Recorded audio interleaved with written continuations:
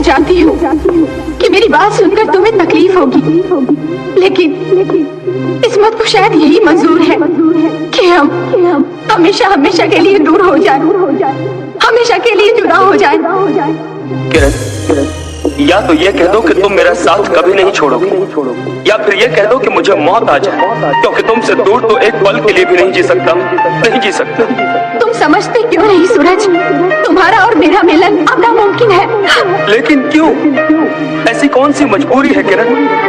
मेरे प्यार में क्या कोई कमी है? नहीं। तो फिर तुम क्यों मुझसे दूर जाना चाहती हो? क्यों?